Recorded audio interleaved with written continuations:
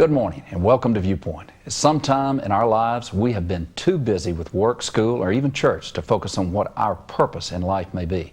Our egos sometimes hinder our role within the community and within Christ's will for our lives. Today we will speak with Tim Alston, author of Are Our Egos Destroying Us? Confessions of a Recovering Egoholic. But before we go to our guests, I'm going to read the morning devotional. Today's devotional, 1 Peter 5, 6 and 7. Humble yourselves, therefore, under God's mighty hand, that He may lift you up in due time. Cast all your anxiety on Him, because He cares for you. Now, before we discuss that, Tim, I want to mention that Leslie is out again this morning. She's pregnant, she's sick, and many of you know, ladies that are out there, when you're pregnant, you really don't get to take very much medication, very limited. So this has been a long 2-week cold that she's had, an upper respiratory infection, and she's unable to do the show. She just wants to cough all the time. So I'm doing it by myself, but I'm having a good time. The Bible says two become one, so I'm talking to Leslie and Brother Richard at the same time. There you go. That's right. You are absolutely right. So, well, we're glad to have you here today. And of course, let me just tell you the story about this man. You know, he was a high-flying executive, corporate executive with one of the top PR firms in America, one of the largest in Chicago. He had everything that any of us could dream of. He had the executive position, he had the big pay, he had the cars, he had the home, he had everything. And he lost it all. The rug was pulled out from under him. And he fell all the way to the bottom. Was it a long fall? It was a very long fall, but fortunately God is the only safety net I ever needed, and I didn't realize that. I was born with the safety net. God gave me requisite skills and spiritual gifts, and what I simply did, Richard, I pimped them for my own edification. I was born knowing how to speak well. I gave my first public speech on television when I was 3 years old. My parents surrounded me educationally. My mother was a church school teacher, my father a local elder, and I had all these things going for me, but I got tired of being good.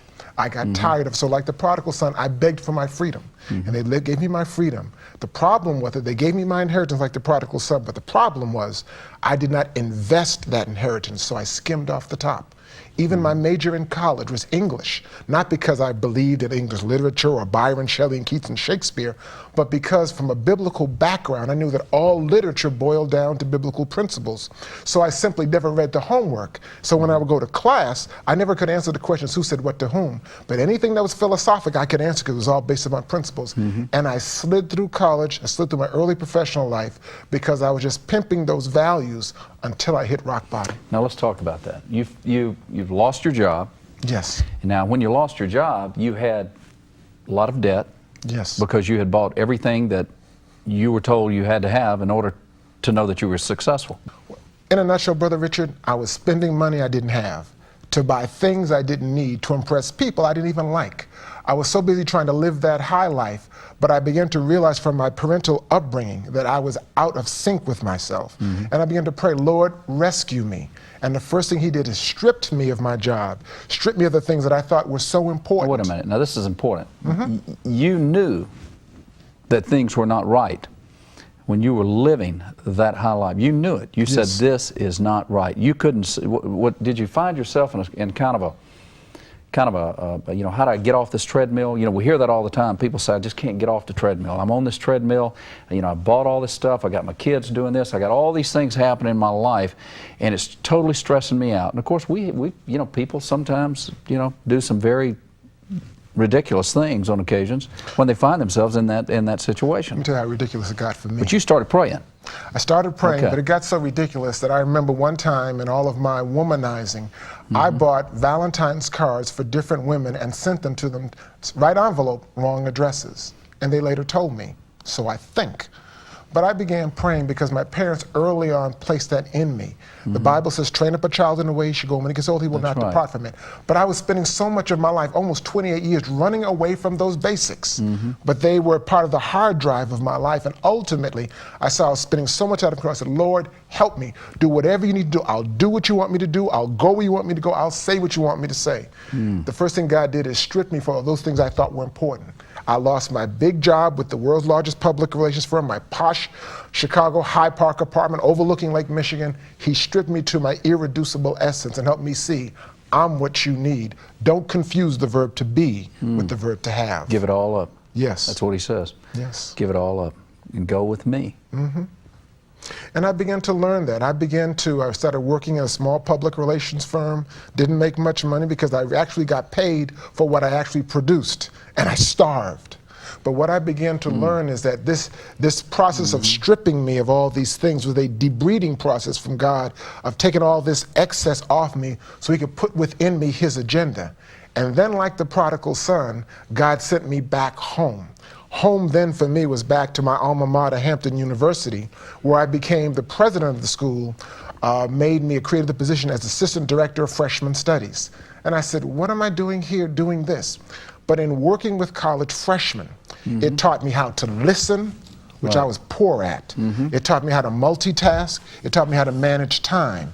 And in that process, it began to grow me up. For the second major turning point in my life is when I grew in love with, and ultimately married my wife, Elaine Hamilton. Now, you've come, I don't know how long ago that was. How long ago was it? It was 10 years ago, 1994. So you've spent the last 10 years doing something that you probably enjoy far more, and beginning to make a difference in people's lives. And as a matter of fact, I was looking in the information that you sent over, the 6-step Tim's Commandments of Egoholic Recovery.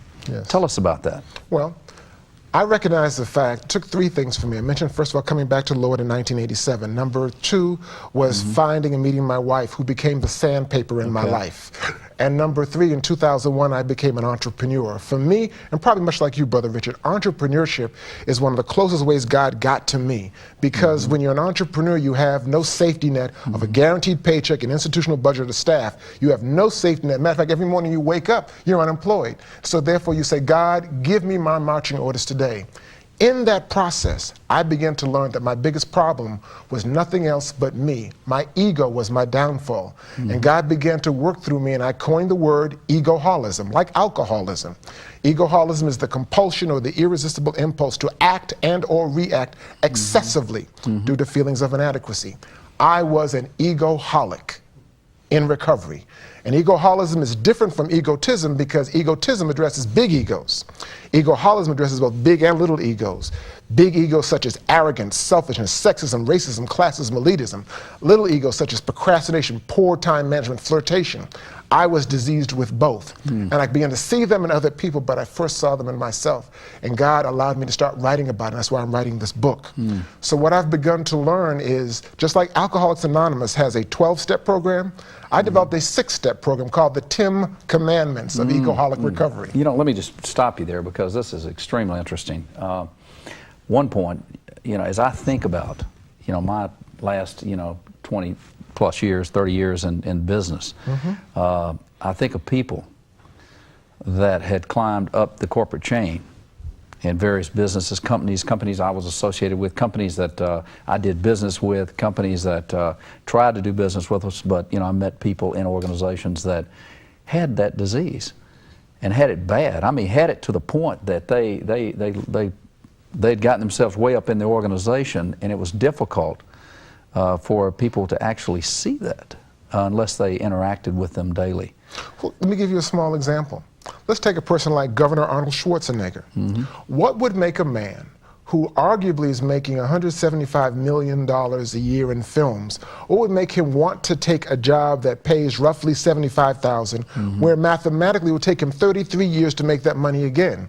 It's not a matter of big ego, it's a matter of little ego. What happens so many times, Class B actors, when they feel that they are not taken seriously enough, they will try to jump into the role of, let's say, in the public sector, a Ronald Reagan, a Shirley Temple Black, an Audie Murphy, a Sonny Bono, because they feel that if I become in the public eye as an elected official, I'll be taken more seriously. So we see in there that although Arnold may have a big ego, he has a small ego too, and that is as damaging as big egos. Good point, and I'm not going to comment on that. I mean, I'm not 100% sure what his problem is. I'd like to think that Arnold Schwarzenegger felt like he could get in there and really solve many of the problems that California had. Now, why he thought he could do it and better than somebody else, I'm not really sure. But he won, and they put their belief in him, and I sure hope that he makes a positive change and does some positive things for the people that supported him. But let's go through these 10 commandments. Can we do that? Surely. 10 commandments. The 10 commandments. The 10 commandments. Not the 10, but the 10. Let's take them one at a time. All right. Let's start with re-examining past history, which will determine future chemistry. In a nutshell, if you keep doing what you've been doing, then you'll keep getting what you've been getting. There's nothing we can do about our past, Good or Brother bad. Richard. Good or nothing. bad. Nothing we can do about it. Right. It's fixed. But if we re-examine it with spiritual eyes, we can see some certain patterns, some certain experiences and exposures, and therefore, with God's help, we can choose to either repeat or repulse those activities. That's right. In a nutshell, that's step one. That's what step 1 is. Step 2, radical exposures bring eye-opening experiences. So many of us just want to deal on the surface of things. But when we dig below the surface, that's where we find out where the results are. When I'm gardening at my home, just cutting the grass, if I just want to make it look nice for the public, I just cut it. But if I really want to get to the root of the problem, I take a spade, S-P-A-D-E. When I put the spade in my life, my spade is S, selfishness, P, procrastination, A, arrogance, D, disorganization, E, poor eye contact. When we apply the spade in our life, we uncover problems that we can then bring to the surface, and together with God, we can reach solutions or recovery.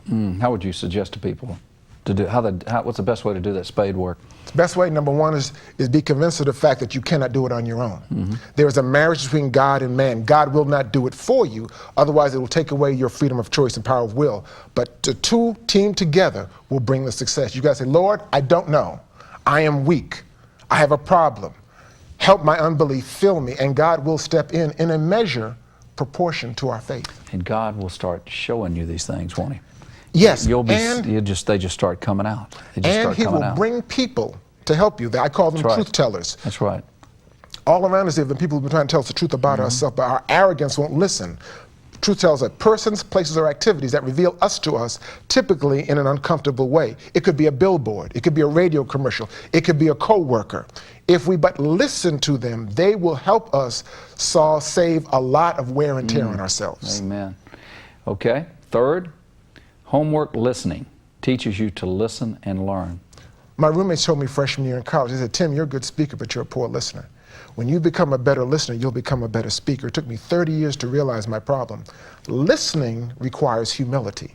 Listening requires us to say, I don't know something.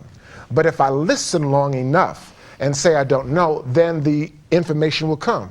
The reality is Oprah Winfrey, Barbara Walters, Larry King are enormously successful today, not because they're great speakers, but because they're great listeners. Right. And the more we learn to listen, all the information is out there.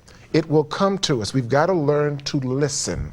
It requires humility. Homework listening requires you, just like homework when we were in elementary school. You've got to do it every day. Number two, you have to do it before you enjoy some treats. Our parents taught us that you have to do your homework before you play outside. Right. We've got to listen before we enjoy things. And number three, if you did your homework on Tuesday night, on Wednesday at school, you got the gold star in your head. When we listen, we enjoy benefits heretofore unimagined. Right. I think a challenge, and let me tell you, I've been practicing a lot of it lately, and that is, as I'm sitting around a crowd at a dinner table or out to dinner with friends or at family gatherings, sitting there and just listening. Because what you're going to learn is especially when there are children there, let those children talk. Listen to what they're saying. Listen to what they've got to say. You learn so much from them. You understand where they are in life. I mean, listening is, gosh, I mean, it's so important. And it's hard. It's so hard when you've been used to talking that to try to bridle. And I've learned, and I'm still learning, I'm still in recovery, that the less I talk, the more I learn. And I also recognize the fact that some of the comments I was going to make, A, I didn't need to make them, or B, somebody else made it and added more to it than I could. So it's almost a very mechanical thing. I mean, I know, like an alcoholic, once an alcoholic, I know I'm an egoholic. I've got this problem. So I have to bridle myself, and my wife helps me, bridle myself from making needless comments that don't add anything to the flow of the conversation. Well, the people tend to appreciate you. You know, the people that are there with you, if you let, as you listen and become more part of the meeting in a listening phase. So I understand exactly what you're saying.